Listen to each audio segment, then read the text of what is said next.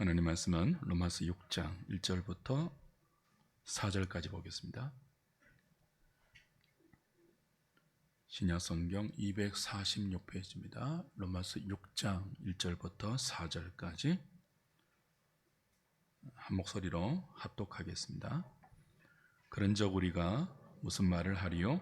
은혜를 더하게 하려고 죄에 거하겠느냐? 그럴 수 없느니라. 죄에 대하여 죽은 우리가 어찌 그 가운데 더 살리요? 무릇 그리스도 예수와 합하여 세례를 받은 우리는 그의 죽으심과 합하여 세례를 받은 줄을 알지 못하느냐? 그러므로 우리가 그의 죽으심과 합하여 세례를 받음으로 그와 함께 장사되었나니 이는 아버지의 영광으로 말미암아 그리스도를 죽은 자 가운데서 살리심과 같이 우리로 또한 새 생명 가운데서 행하게 하려 함이라. 아멘.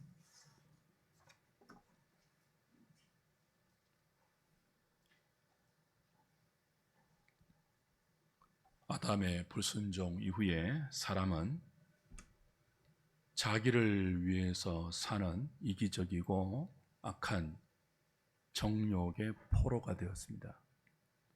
그 결과 우리는 자신의 의사와 상관없이 죄와 사망의 권세 아래서 욕심이 잉태하여 죄를 낳고 죄가 장성하여 사망에 이르는 존재, 죄를 짓지만 자기가 지은 죄를 처리할 능력은 없는 존재, 죄와 사망의 영향력에서 결코 벗어날 수 없는 존재가 되었죠. 모든 아담의 후손이 그렇습니다. 구원이 무엇입니까? 거기에서 벗어나는 거죠. 하나님께서 우리의 의사와 상관없이 우리는 거기서 벗어날 의사가 없었거든요. 그게 뭔지도 몰랐거든요. 그 인생의 끝이 어디를 향하는지도 몰랐거든요. 벗어날 의사도 없었고 벗어나게 해달라고 요구도 하지 않았던 우리에게 우리의 의사와 상관없이 우리의 의사를 뛰어넘어 우리가 아직 죄인 되었고 우리가 아직 하나님과 원수 되었을 때에 독생자 예수 그리스도를 십자가에 내어주심으로 죄와 사망이 왕노릇하던 그 어두운 아담의 족보에서 은혜가 생명 안에서 왕노릇하는 예수 그리스도의 족보 안으로 옮겨진 것, 그것이 구원입니다. 옮겨짐, 영적 신분과 지위의 이동, 구원이죠. 그 옮겨 놓은 것이 끝이 아닙니다. 하나님은 우리를 죄와 사망이 왕노릇하던 인생에서 건져 은혜와 생명이 왕노릇하는 자리로 옮겨 놓고 계속 모든 하나님의 사랑과 은혜와 자비와 지혜와 능력을 동원하고 쏟아부어서 우리가 가지 않으려고 하는 거룩함의 자리, 존귀함과 의롭고 아름다운 삶의 자리로 이끌어 가십니다. 동원할 수 있는 하나님의 모든 힘을 동원해서 은혜라는 이름으로 그리스도 안에서 택한 자들을 그 구원의 영광으로 만들어 가십니다. 그래서 결국 하나님과 영원한 화평의 복을 우리의 생명으로 만끽하게 하십니다. 그것을 사도는 은혜가 왕노릇한다 그렇게 설명해요. 무엇이 왕노릇한다고요? 은혜가 왕노릇한다. 구원받기 전에는 무엇이 우리에게 왕노릇했죠? 죄와 사망이 왕노릇했죠. 이 왕노릇이 바뀐 것, 그게 구원이에요. 왕노릇이 무엇입니까? 통치권을 가지고, 우리가 거부할 수 없는 통치권을 가지고 우리의 삶을 지배하는, 결코 우리가 벗어날 수 없는 힘과 권세가 왕노릇입니다.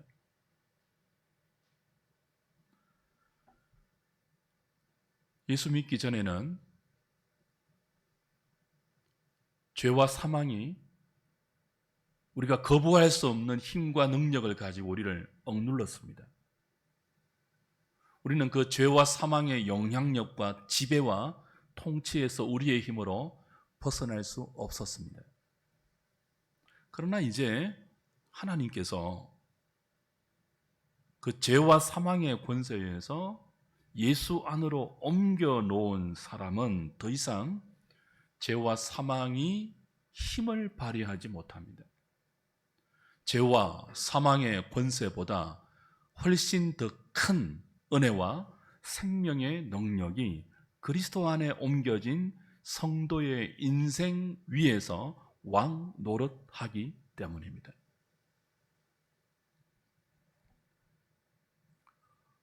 죄와 사망이 아직 끝나지 않았죠. 여전히 맹렬하게 세상 가운데 힘을 떨치고 있습니다. 그러나 성도는 그리스도 안에 있는 더 큰 힘, 더 큰 능력의 통치를 받고 있습니다.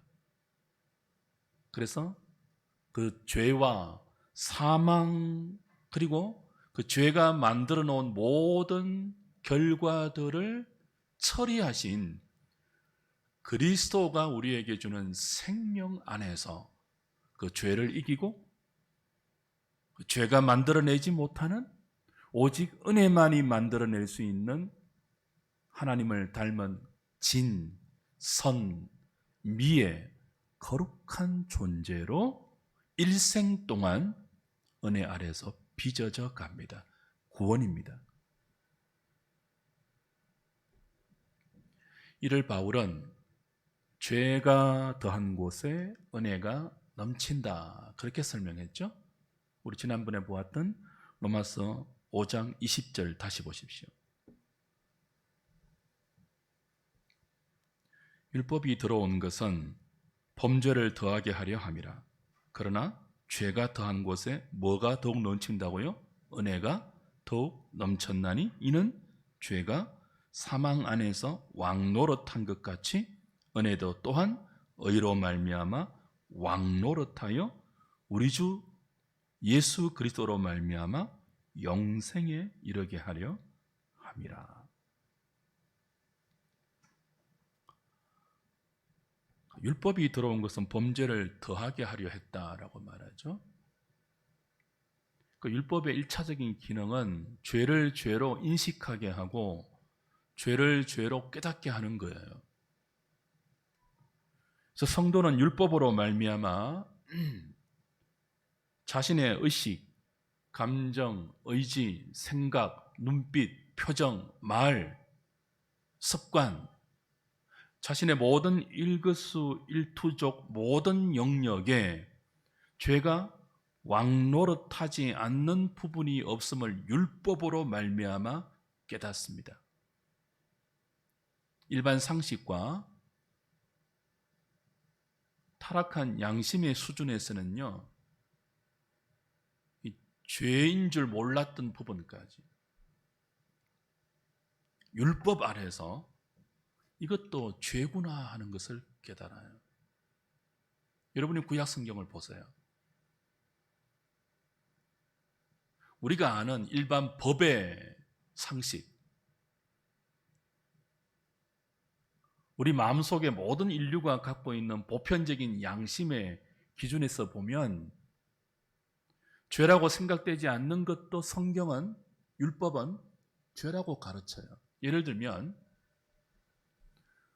하나님 백성들이 추수를 하잖아요. 그 옛날 이스라엘 백성들이 추수를 하잖아요. 그 추수를 할 때 밭의 곡물, 포도원의 포도나무 열매, 이거 다 거두면 뭐예요? 다 거두고 나서 떨어진 것들 있잖아요. 이삭들. 그거 아깝잖아요. 근데 율법은 그거 다 거두면 뭐라고 해요? 죄라고 합니다. 추수하다가 떨어진 것, 이삭들이 얼마나 많아요, 그 들판에. 근데 그건 누구의 몫이라고 해요? 가난한 자들, 밭이 없는 자들, 기업이 없는 객과 고아와 과부와 나그네들을 위해서 하나님이 준비하신 분깃이래요. 그 일반 상식으로는요, 우리가 애써서 땀 흘려 농사 짓고 추수한 것 아닙니까? 그러니 곡식 한 알이라도 아깝잖아요. 그걸 어떻게 밭에 다 그냥 내버려둬요. 다 모아야죠. 근데 하나님은요, 그거 모으면 죄다 그래요. 또 어떤 율법이 있습니까? 뭐 한두 가지만 예를 드는 거예요. 이스라엘 백성 가운데 형제가 가난하게 되어서 저당을 잡히고 돈을 빌렸을 때, 지금 우리 상식으로는 돈을 빌려주는 사람이 갑이고 빌리는 자가 을이잖아요. 근데 성경은요, 빌려주는 자가 을이에요. 가난한 형제가 먹고 살 양식이 없어서 자신의 밭과 뭐 옷과 무슨 물건들을 저당 잡히고 돈을 빌리거나 양식을 빌릴 때 이자를 받으면 안 된다 그랬습니다. 그 기준으로 보면 지금 은행들은 다 많은 거예요. 죄 짓는 거예요. 근데 이거 죄 아니잖아요, 세상의 법으로는. 저당을 잡고 양식을 빌려주거나 돈을 빌려줬잖아요. 그래도 능력이 안 돼서 갚지 못하면요, 돌려받지 못하면요, 일정 기간이 지나면 아무 조건 없이 돈을 받지 못해도 저당받은 물건을 돌려줘야 돼요. 안 돌려주면 죄예요. 그 기준으로 보면 율법 아래에서 성도는요, 나의 생각, 나의 기준, 나의 의식, 나의 인생 계획, 그 계획 아래에서 숨쉬고 실행하고 울고 웃는 모든 내 삶의 영역이 전부 죄로 물들어 있구나. 죄가 아닌 것이 없구나.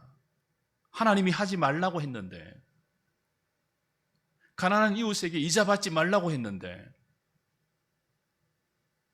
원금을 못 갚아도 때가 되면 그냥 돌려주어라고 했는데, 우리 못 끊을 때마다, 아니 그런 기준의 말씀의 요구대로 살지 못할 때마다 우리 뭘 느낀다고요? 단순한 죄인 정도가 아니라 죄가 내 인생 위에서 왕처럼 군림하구나. 내가 거부할 수 없는 힘과 통치와 영향력을 가지고 내 인생을 좌우하구나 하는 것들을 뼈저리게 느껴요. 율법 안에서. 율법은 죄를 넘치게 해요. 없었던 죄를 율법이 만들어내는 게 아니라 원래 우리 안에 있었던 그 죄의 충만한 영향력을 비로소 율법으로 말미암아 인식하고 이것조차 죄라는 사실을 깨닫게 해서 죄가 넘치게 되죠. 근데 성도는 그 율법으로 말미암아 그 자리에 머물지 않습니다. 그 율법이 우리의 손을 이끌고 인도해 가는 장소가 있죠. 예수 그리스도 앞이에요. 율법은 몽학 선생이죠. 그리스도에게 우리를 인도하는 가정교사죠. 길라잡이죠. 몽학 선생이에요. 율법으로 말미암아 죄가 왕노릇하는 인생의 처참한 현실을 깨닫고 오호라 공고하다, 누가 이 사망의 몸에서 나를 건져내랴 탄식하는 우리를 손잡아 이끌어 예수 그리스도에게 인도하죠. 그렇게 율법으로 말미암아 예수님께 인도된 성도가 또다시 깨닫게 되는 인식이 무엇입니까? 깨달음이 무엇입니까? 죄와 사망이 왕노릇하는 왕국 아닌 다른 왕국이 자기 안에 허락되어 있음을 보는 거죠. 예수님이 은혜와 사랑으로 우리를 그 죄와 사망이 왕노릇하는 비참한 나라에서 끄집어내어 은혜와 생명이 나의 의사와 상관없이 나를 다스리고 나를 지배하고 나의 왕이 되어서 그 왕이 인도하는 영생의 자리로 가는 이 은혜의 왕국에 자신이 웬일인지 옮겨져 있음을 율법 안에서 깨닫게 되죠.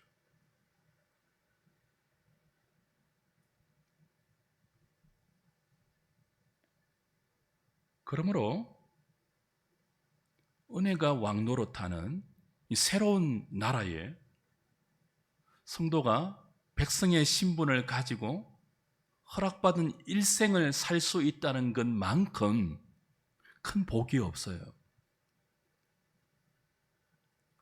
여러분이 누려야 하는, 그리고 나누어야 하는, 그리고 전해야 하는 가장 큰 복이 무엇이라고요? 이 은혜의 왕국에 들어와 있는 그 은혜가 왕노릇하는 새로운 나라, 새로운 왕국, 그 백성, 그 시민으로서의 자랑과 자부심을 가지고 그 사실을 전하는 거예요. 그리고 누리는 거예요. 그걸 나누는 거예요.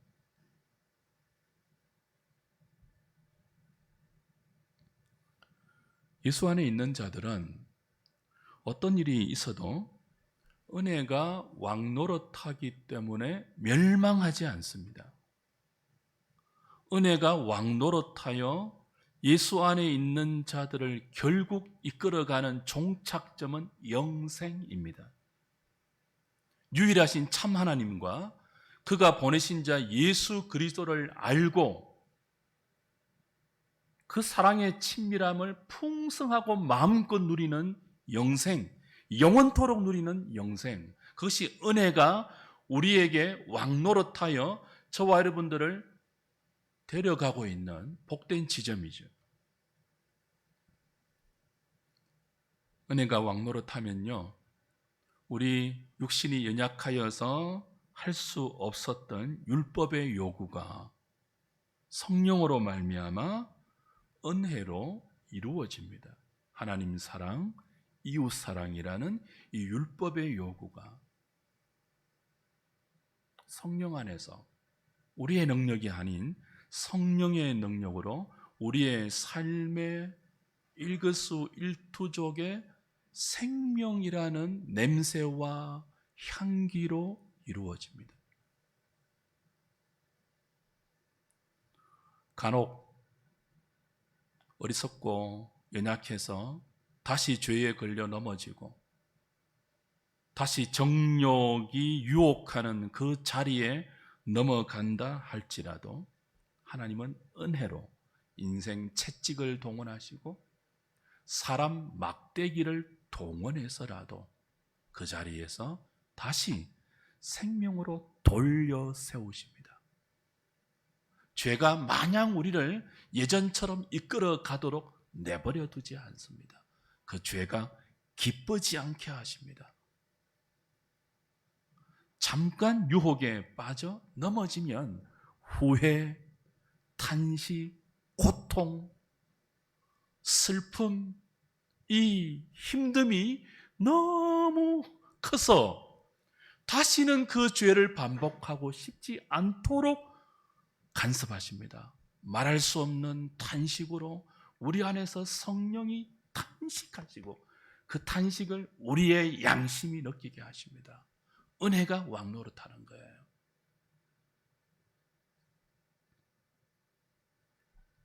우리의 의사와 상관없이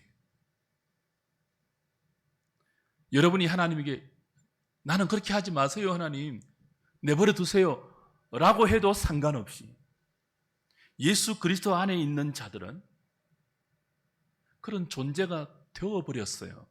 그걸 성경은 뭐라고 말합니까? 하늘에 속한 모든 신령한 복이 너희 위에 쏟아졌다, 그렇게 표현해요. 그게 복이에요. 여러분이 여러분 마음대로 살지 못하고 하나님 마음대로 끌려가는 그게 복이에요. 우리 마음대로 살면 그 종착점이 지옥이지만 하나님의 뜻대로 끌려가면 그 종착점이 영원한 천국이기 때문에 그게 복이에요. 은혜가 왕노릇해서 우리의 의사와 상관없이 여러분의 의사를 뛰어넘어서 하나님께서 그 기쁘신 뜻대로 그리스도 안에 초청받은 여러분들을 지금 그 생명으로 이끌어가고 계십니다. 은혜가 일방적으로 하십니다. 그것을 은혜가 왕노릇한다 그러죠. 이렇게 은혜가 왕노릇한다는 성경적인 설명을 하면 꼭 이런 반론이 제시되죠. 그게 6장 1절입니다. 6장 1절 다시 보십시오.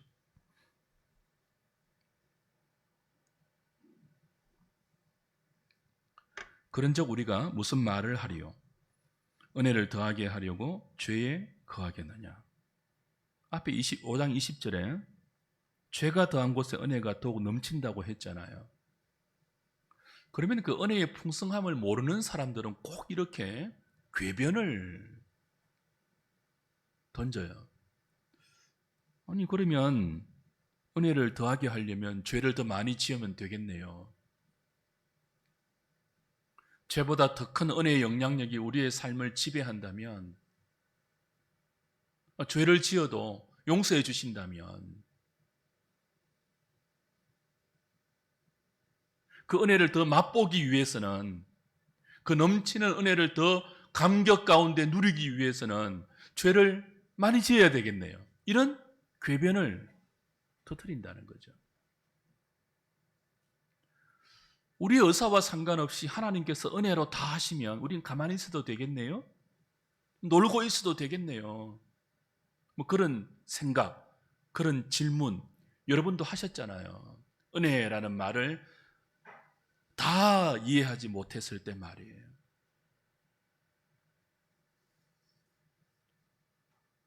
로마서 6장 전체는 여기에 대한 바울의 답변입니다. 오늘은 4절까지만 좀 볼게요. 2절, 3절, 4절 다시 보십시오. 그럴 수 없다가 바울의 답변이죠. 그럴 수 없느니라. 죄에 대하여 죽은 우리가 어찌 그 가운데 더 살리요? 무릇 그리스도 예수와 합하여 세례를 받은 우리는 그의 죽으심과 합하여 세례를 받은 줄을 알지 못하느냐? 그러므로 우리가 그의 죽으심과 합하여 세례를 받음으로 그와 함께 장사되었나니 이는 아버지의 영광으로 말미암아 그리스도를 죽은 자 가운데서 살리심과 같이 우리로 또한 새 생명 가운데서 행하게 하려 함이라. 자, 은혜를 더 만끽하려면 죄를 더 많이 지어야 되겠네요. 하나님이 다 하시면 우리는 가만히 있어도 되겠네요 라는 엉뚱한 반론에 대한 사도의 답변의 핵심이 무엇입니까? 그럴 수 없다. 너희가 죄에 대해서 죽었다면 그럴 수 없다입니다. 죄에 대해서 죽었다가 답변의 핵심이에요. 성도는 너희가 성도라면 죄에 대해서 이미 죽었기 때문에 그럴 수 없다는 거예요. 유념하십시오. 사도는 죄가 죽었다 그렇게 말하지 않습니다. 너희가 죄에 대하여 죽었다. 우리가 죄에 대하여 죽었다 그렇게 표현해요. 저와 여러분에게는 아직 죄의 본성이 남아있죠. 여러분, 제가 물어볼게요. 죄가 죽었습니까? 살아있습니까? 살아있죠. 여전히 맹렬하게 세상 가운데 활동하고 있죠. 심지어 우리 안에도 활동하고 있죠. 예수 밖에 있는 사람들에게는요, 악한 정욕, 그리고 사망을 무기로 위협하고 협박해서 그 정욕대로 사망으로 가지 않으려는 몸부림으로 숨 쉬는 것, 안고 일어서는 것 모두를 죄가 되게 하죠, 사탄이. 여전히 죄는 살아있습니다. 맹렬하게 활동하고 있습니다. 왕노릇한다고 표현할 수 있을 정도로 그리스도 밖에서 활동하고 있습니다. 우리도 예수 믿기 전에는 무엇을 하든지 하나님에 대해서 죽어 있지 않았습니까? 죄에 대해서는 살아 있었죠. 우리도 아담의 족보에 머물러 있었을 때는요, 무엇을 하든지 의에 대해서는 죽어 있었고 죄에 대해서는 살아 있었습니다. 죄와 사망이 왕노릇하던 인생 아니었습니까? 이런 우리에게 하나님께서 독생자 예수를 보내어서 죄와 사망이 왕노릇하는 죄의 왕국에서 우리를 끊어내셨습니다.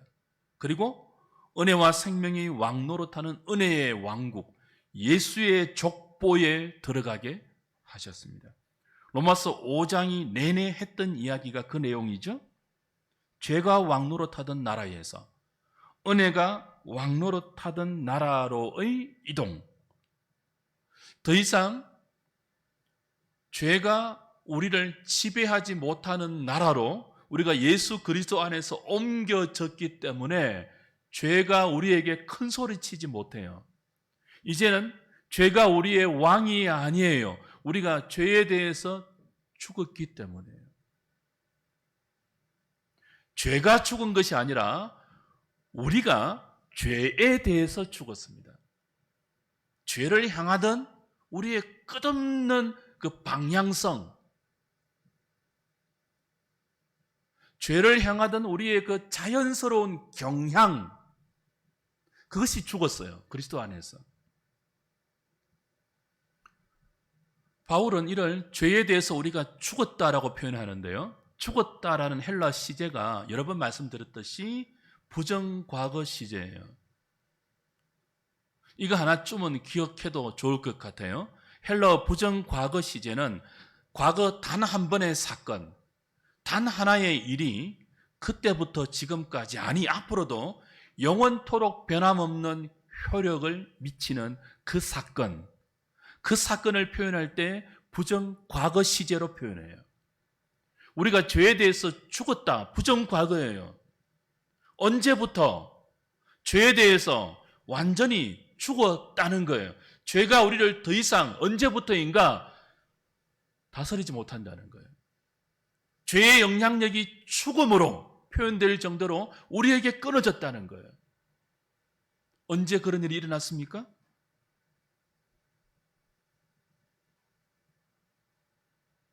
예수 그리스도가 십자가에 죽으시고 부활할 때이죠. 그때 우리는 어석지 않습니까? 그런데 그 그리스도와 우리가 연합이 되어서 세례를 통해서 연합이 되었기 때문에 그때 그리스도의 십자가의 죽음과 부활이 죄에 대한 우리의 죽음이 되었고 하나님에 대한 우리의 살아남이 되었다는 거예요. 여기 세례는 성령의 세례를 의미해요. 그 성령의 세례를 지금 우리가 상징적으로 예식으로 나타내는 것이 물세례이죠. 성령이 세례를 베풀면 예수님과 우리가 연합이 되어요. 그래서 우리가 하지 않았던, 우리가 죽지 않았던, 우리가 살아나지 않았던 죄에 대한 그리스도의 죽음이 성령이 세례를 베푸는 순간 예수님과 우리가 신비하게 연합이 되어서 하나가 되어서 그 예수 그리스도의 죄에 대한 죽음이 우리의 죽음이 되는 거예요. 그 예수 그리스도가 사망 권세를 깨뜨리시고 부활하신 그 하나님에 대해서 살아난, 의에 대해서 살아난 그 그리스도의 부활이 우리의 부활이 되는 거예요. 그래서 3절 4절이 설명하고 있죠. 우리는 이미 예수 그리스도가 십자가에 죽었을 때 그 죽음은 죄에 대한 죽음이잖아요. 죽음이 죄의 삭 아닙니까? 죄의 결과로 하나님이 내리신 형벌이지 않습니까? 죽음이. 근데 우리는요, 죄를 지을 능력은 있었지만 그 죄가 불러온 형벌인 사망을 처리할 능력은 없었잖아요. 그걸 예수 그리스도가 오셔서 죄의 삭신, 죄의 형벌인 죽음을 우리 대신 죄에 대하여 죽으심으로 우리가 더 이상 뭐예요? 죄의 형벌을 지지 않는, 죄에 끌려다니지 않는, 죄에 대해서 죽은 우리를 만들어내셨다는 거예요. 우리가 죽지 않았지만, 우리가 죄에 대해 죽은 일이 없지만 그리스도가 죄에 대해서 죽었기 때문에 그와 연합된 우리도 뭐예요? 이미 그리스도 안에서 죄에 대해서 죽은 존재라는 거예요. 자, 보십시오. 사탄이 죽음을 무기로 해서 협박하잖아요. 죄를 짓도록. 너 그러면 죽어. 너 그 불법, 그 욕심, 네 권리 다 안 챙기면 죽어라고 막 거짓말로 속이고 협박해서 죄를 짓게 만들잖아요. 양보하고 손해보고 섬기고 희생하고 사랑하면 망한다고 죽는다고 속여서 죄를 짓게 만들잖아요. 근데 예수님 뭐예요? 그 죄의 마지막 결과인 죽음을 우리 대신 죽으심으로 죄에 대하여 죽으신 거예요. 죄를 끝장내신 거예요. 죄의 무기를 끝장낸 거예요.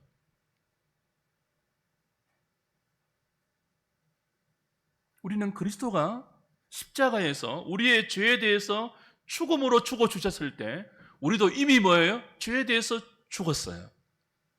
그리고 그리스도가 부활하셨을 때 결코 살아낼 수 없었던 하나님에 대한 삶, 의에 대한 삶이 생명으로 우리에게 살아나서 그리스도의 부활이 우리의 부활이 되어서 하나님께 대하여 산 자가 되었어요. 이미, 그죠? 2000년 전에 그리스도의 부활이 우리의 부활이 되었다고요. 무엇으로 말미암아? 성령의 세례로 말미암아 그리스도와 연합되었기 때문에. 성령의 세례는요, 자빠지는 거 아니에요. 이상한 소리하고 꿈꾸고 해몽하고 미래의 일을 점치고 그런 거 아니에요. 성령의 세례는 그리스도와 우리를 연합시키는 거예요. 그리스도의 죽음이 나의 죽음이 되게 하는 거예요. 그리스도의 장사됨이 나의 장사됨이 되게 하고 그리스도의 부활이 나의 부활이 되게 하는, 그것이 성령의 세례예요. 그 세례로 말미암아 우리는 이미 죄에 대해서 죽은 자이기 때문에 은혜를 넘치게 하려고 죄를 더 지어도 되겠네요, 이런 은혜를 남용하고 은혜를 모르는 자의 궤변에 속아서는 안 된다는 거죠.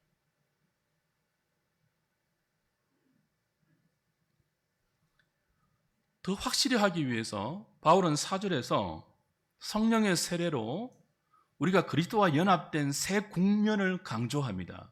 하나는 그리스도의 죽으심과 함께했다. 또 하나는요, 장사됨과 함께했다. 또 하나는요, 부활과 함께했다. 성령의 세례로 말미암아 우리가 모든 면에서 그리스도와 연합한 자가 되었지만 그 모든 것을 특별히 세 국면으로 요약하죠. 죽으심, 장사됨, 부활로 그리스도와 연합되어 있다. 특별히 이 장사됨은 여기서 나오는 굉장히 독특한 표현인데요. 우리는 보통 그리스도의 죽으심과 부활은 잘 알고 있잖아요. 그죠? 근데 장사됨을 이게 포함시켰거든요. 장사됨. 장사가 뭐예요? 죽은 자를 땅에 묻는 의식 아닙니까? 이 장례잖아요, 장례. 그러니까 장사는요, 그 사람이 확실하게 죽었음을 선포하는 의식이에요. 왜 우리가 사람이 죽었을 때 곧바로 땅에 안 묻어요? 혹시나 살아날지 모르기 때문에. 3일을 지나고 묻잖아요. 그래서 살아날 가능성이 완전히 끝난 그때 뭐예요? 땅에 묻고 이 사람의 죽음은 확실하다, 이제는 끝났다, 그걸 선포하는 의식이 장사 아니에요. 우리는 뭐예요? 그리스도의 죽으심과 하나 되었을 뿐만 아니라 그의 장사됨에도 성령으로 세례받아 하나 되었어요. 장사가 뭐라고요? 죽음의 확실한 표현이죠. 그만큼 뭐예요? 성도가 죄에 대해서 죽으심이 확실하다는 뜻이에요. 예수 그리스도와 우리의 연합은요, 주관적인 체험이 아닙니다. 무슨 불 받고 여러분 덩어리가 뜨끈뜨끈해지고 막 알 수 없는 말이 해가 꼬이면서 방언으로 터져나오고 그런 현상이 아니라요. 그리스도와 우리가 신비하게 영적으로 하나 되는 주관적인 체험이 아닌 객관적인 사실인데요. 그리스도와 우리가 하나 되었다는 것을 우리가 감각하지 못하잖아요. 그죠? 주관적으로 인식하거나 어떤 그 감각으로 체험하고 느끼지 못하잖아요. 그러나 뭐라고요? 분명한 사실이에요. 예수 그리스도의 십자가의 죽으심과 장사됨과 부활이 객관적이고 역사적인 사실인 것처럼 그와 함께 죄에 대해서 죽은 우리의 죽음, 그 죽음을 확실하게 하기 위해서 장사되신 그리스도의 장사되심에 연합하여 장사된 우리의 장사됨, 하나님에 대해서 살아난 우리의 부활도 뭐예요? 느껴지지 않아도 주관적인 종교적 체험으로 경험하지 못해도 그리스도의 십자가의 죽음과 부활이 부정할 수 없는 역사적 사실이고 객관적 현실인 것처럼 여러분이 뭐예요? 죄에 대해서 죽은 것도 여러분이 느끼지 못해도 뭐예요? 분명한 현실이고 객관적인 사실이라는 거예요. 그것을 무엇으로 확정한다고요? 장사되었다고요.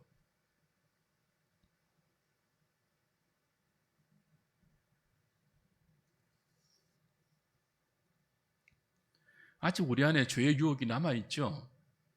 아직도 우리 안에 죄의 생각이 문득문득 떠오르지 않습니까? 그러나 이제는요, 그 죄의 유혹과 그 죄의 부추김과 죄의 생각들이 우리를 왕처럼 이끌어가지 못해요. 우리를 군림하지 못해요. 우리에게 지배력을 행사하지 못해요. 이미 우리가 죄에 대해서 죽었고 확실하게 장사되었기 때문이에요. 여러분이 뭐하지 못해도요, 느끼지 못해도 사실이에요. 성도의 영적 현실이에요.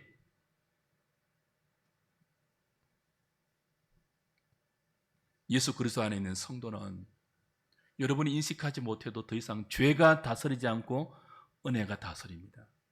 왕처럼 다스립니다.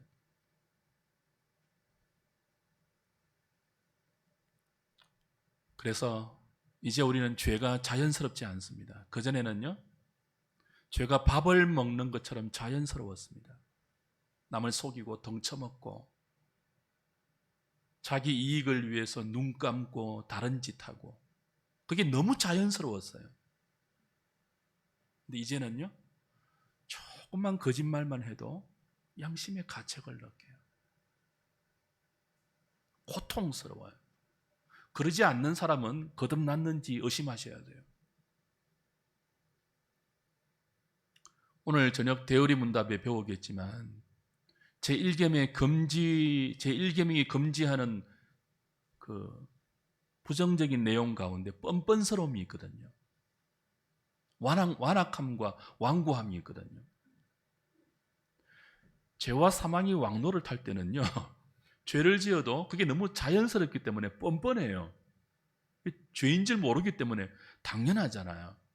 근데 이제는요, 너무 고통스러워요. 즐겁지 않아요. 그래서 뭐예요? 더 반복해서 짓지 못해요. 연약하고 어리석고 완악해서 또다시 넘어지면요, 가슴을 쳐요. 오라 공고하다. 누가 이 사망의 몸에서 나를 건져내라. 비통의 절규를 하면서 그리스도를 붙들어요. 은혜가 왕노릇하면요. 그러지 않습니까, 여러분? 그러지 않으면 문제가 있는 거예요. 성도가 뭡니까? 어떤 존재입니까? 은혜가 왕노릇하는 인생이에요. 여러분 의사와 상관없이, 그래서 여러분 의사와 상관없이 죄를 지으면 고통스럽다고요. 어떻게 사기를 칩니까? 신자가.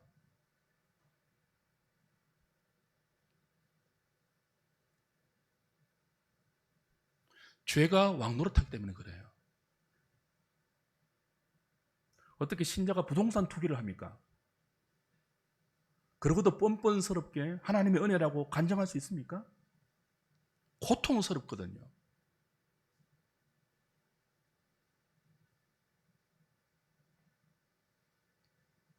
그 은혜가 왕노릇하는 존재가 어떻게 은혜를 넘치게 하려고 죄를 더 지을 수 있습니까? 이딴 말을 할 수가 있습니까? 결코 그럴 수 없다. 왜요? 이미 너희가 죄에 대해서 죽었기 때문이다. 언제?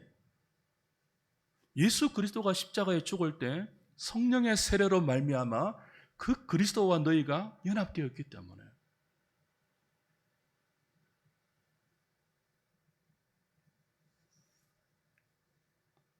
그래서 6장 11절로 이어집니다.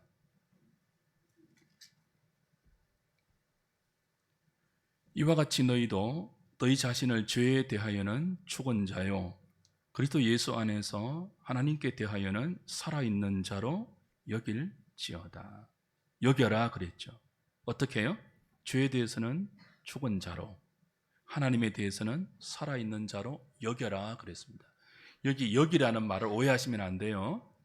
우리 한글 뉘앙스가 조금 이상하지만 여기라는 말은 사실이 그렇지 않은데 사실인 것처럼 자기를 속이거나 자기에게 최면을 걸어서 그렇게 생각하라 그런 뜻이 아니에요. 사실을 사실로 살아라. 사실을 사실로 기억하고 그 사실을 현실로 살아내라는 말이 여기라는 단어예요.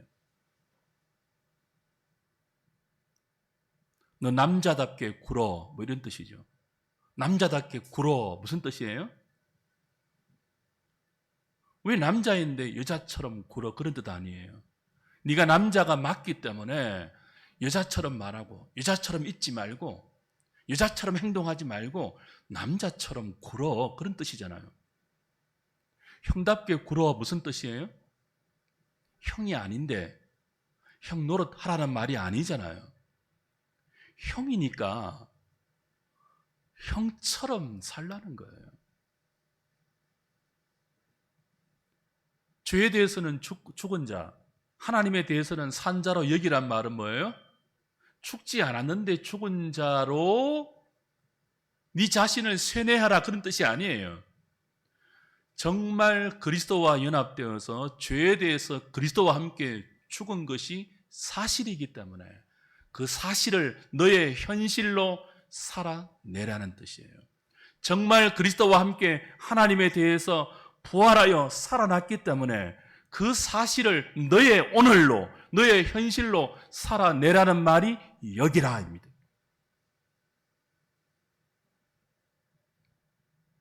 이어지는 12절, 13절, 14절 보십시오.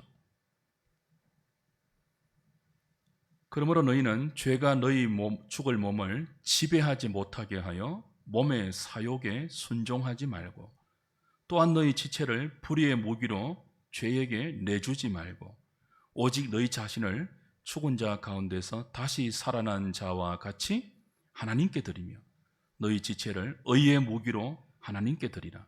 죄가 너희를 주장하지 못하리니 이는 너희가 법 아래 있지 아니하고 어디 아래 있다고요? 은혜 아래에 있기 때문이라. 주 안에서 사랑하는 여러분, 우리가 은혜 아래에 있다는 이 말씀 너무나 놀랍지 않습니까? 우리의 의사와 상관없이 은혜 아래에 있어요. 우리의 의사와 상관없이 눈 뜨고 먹고 자고 앉고 일어서는 모두가 죄를 향하여 살았던 그때와 달리 이제 우리의 의사와 상관없이 은혜가 우리를 지배해서 뭘 하든지 결국은 은혜가 만들어내는 영생의 자리로 우리가 이끌려 가고 있습니다. 놀랍지 않습니까? 이보다 더 큰 복이 어디 있습니까? 이 은혜의 풍성함과 목적을 안다면 어떻게 은혜를 더하게 하려고 죄를 더 지어도 되겠네요? 하나님이 다 하시면 나는 가만히 있고 놀아도 되겠네요? 라는 말을 할 수가 없는 거죠.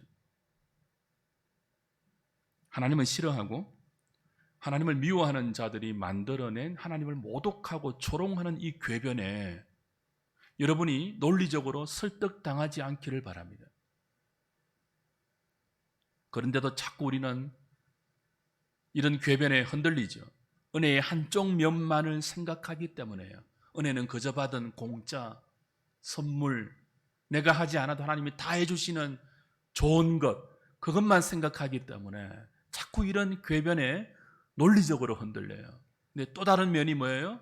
왜 그렇게 우리가 하지 않아도 우리의 의사와 상관없이 하나님께서 은혜로 우리의 삶을 지배하고 은혜가 우리의 왕노릇하는 삶으로 우리를 옮겨갔을까요? 무엇을 위해서요? 죄 지으면 다시 데리고 가서 씻어내고 다시 옷 갈아입히고 다시 권면하고 다시 용서하고 그러면 또다시 나가서 죄 짓게만, 그것이 아니죠. 그 죄 지으면 또 용서해주고 그 무한 반복이 아니라 그 죄 짓는 삶은 전인격적으로 비통하게 여기면서 우리의 실존의 연약함을 몸부림치면서 이제는 내가 아니요 내 안에 그리스도가 사는 새로운 삶을 살고 싶다는 열망을 갖게 해서 마침내 성령이 이끌어 가시는 그 죄를 극복하는, 죄가 아닌 의와 은혜가 우리에게 만들어내려고 하는 의와 거룩함과 존귀함과 아름다운 성품의 인격과 그 인격이 만들어내는 삶의 구체적인 발걸음, 행동, 몸으로 드리는 거룩한 산제사, 하나님이 기뻐하는 영적 예배자 되게 하기 위해서죠.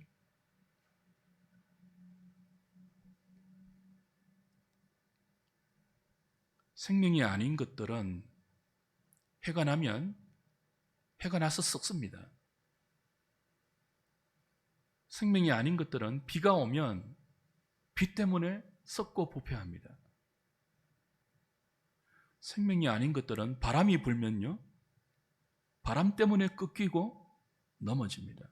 그런데 생명은요, 해가 나면 해 때문에 자랍니다.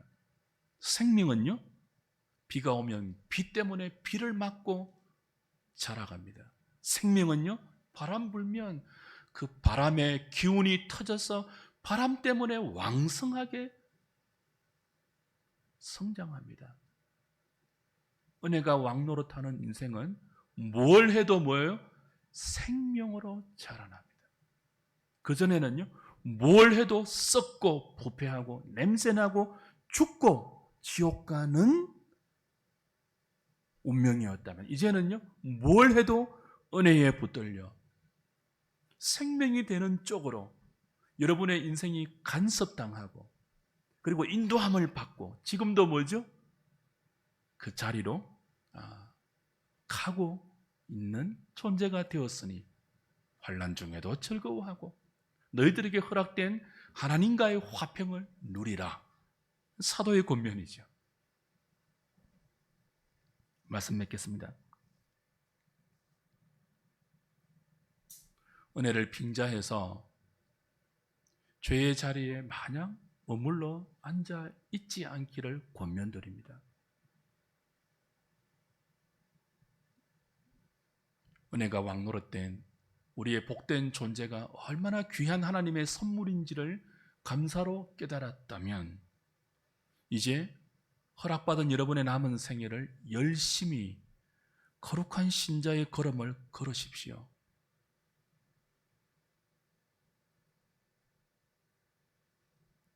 영적 게으른 자리에서 일어나십시오. 교회를 통해서 매주 매일 여러분에게 전달되고 권면되는 은혜가 왕노릇하는 수단인 하나님의 거룩한 말씀에 귀를 기울이십시오. 그리고 그 말씀에 순종하십시오. 이런 핑계, 저런 변명 합리화로 내세워서 미꾸라지처럼 요리조리 빠져나가지 마십시오. 은혜가 왕노릇 하신다면 그리하셔야 됩니다. 마귀가 죄와 사망을 무기로 여러분을 휘두르는 그 어둡고 비참한 나라에서 건짐받고 구원받았다면 여러분은 남은 생애를 그렇게 사셔야 합니다.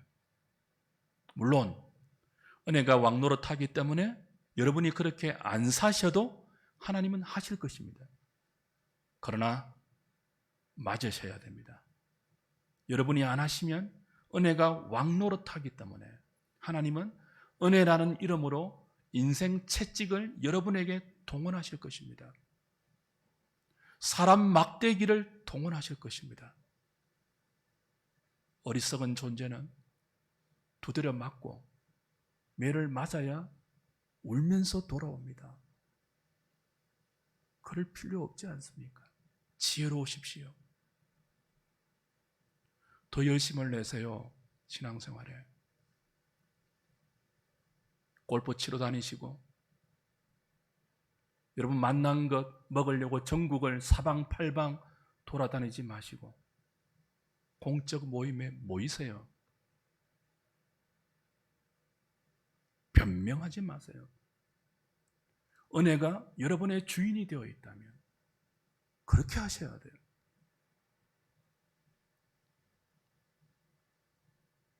휴가 때 해변을 간 일이 있습니다. 차를 몰고 가는데 서쪽 하늘에 걸린 석양이 얼마나 아름다운지요. 그 석양이 바다 끝에 사라지지 않고 바다 끝에 걸려있는 그 붉은 노을을 보기 위해서 미친 듯이 차를 몰았습니다. 해변 쪽으로. 얼마나 빨리 지는지요. 바닷가에 도착했으니 이미 어두워졌어. 노을이 사라졌어요. 우리 인생이 여러분 그렇게 빨리 지나갑니다. 제가 올해 환갑입니다. 하늘교회 온 지가 25년이 지났습니다. 30대 37살에 와서 인생이 얼마나 빠른지 여기 어르신들은 저보다 더 빨리 체감하시겠죠. 금방 지나갑니다. 아침에 돋는 해도 금방 떠오르지만 저녁에 지는 해는요 더 빨리 집니다. 게으를 시간이 없어요. 부지런히 말씀을 들으셔야 하지 않겠습니까?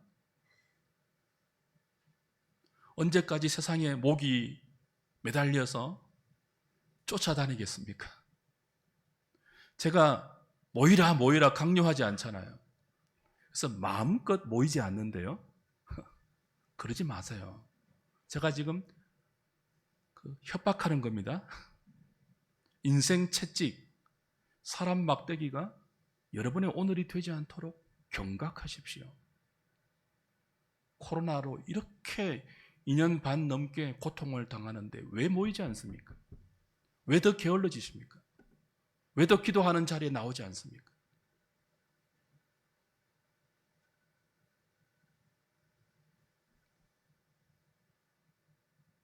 더 이상 뒤를 돌아보거나 죄에 대해서 집착하지 마시고 여러분의 남은 생애 동안 은혜가 왕노릇하여 여러분을 이끌고 가는 그 구원의 목표를 향하여 최선의 노력을 경주하시고 하나님 앞에 설 때 부끄럽지 않기 위한 준비에 승리하는 우리 한우리 식구들 다 되시기를 주님의 이름으로 부탁드립니다.